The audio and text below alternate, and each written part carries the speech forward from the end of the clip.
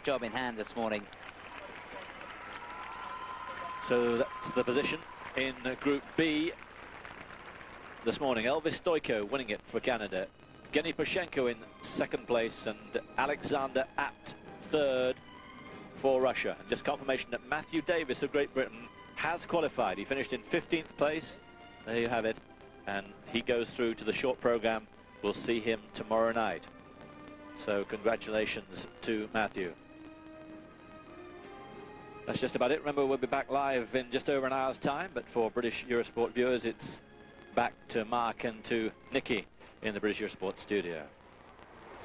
Thank you, Chris Howard. Thank you very much indeed to Simon Reid. We'll be looking at the top three in qualifying A in a short while. That's Yagodin, of course, Michael Weiss, the US champion, and Chang Li from China. But of course, the big story here today, the drugs controversy. The Russian pair, Alina Beretsnaya and Anton Sikaralidze, last night withdrew from the championships after Beretsnaya tested positive for a banned stimulant from a sample taken at the recent Europeans in Vienna.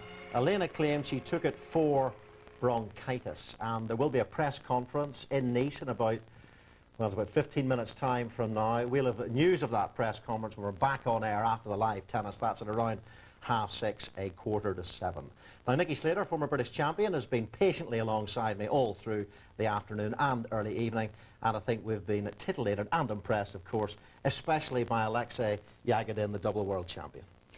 Yeah, he was brilliant. He knew what he had to do, went out there and did it so well, missed that first attempt at the quad and then managed to just nail it. And the quad seems to have made such a difference because Michael Weiss was brilliant with 9 triples, so assured, so powerful, and yet the quad from Alexei really made the difference. What was it in particular about his display that impressed you today? I think it's, when I see him skate, it's the overall strength, it's the height in the jumps, the quality of the elements that he puts in there. That's the most impressive thing. Very few steps and loads of speed. So this was the start, missing that first attempt. So what did he have to do from there to regroup then? Well, it's the fascinating thing about this program, that it's choreographed to enable him just to get his breath back, think for a moment, and then be able to go and reset that opening quad jump.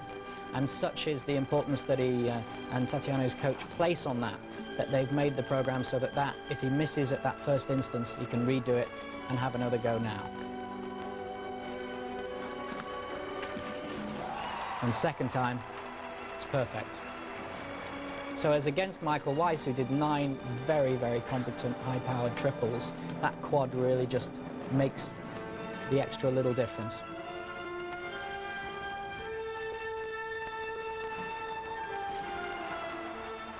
Alexei Yagodin, the man who was hampered by a broken bone in his hand during the European Championships when he finished second to Plushenko. But moving on to Michael Weiss, again, a very solid display from the US champion.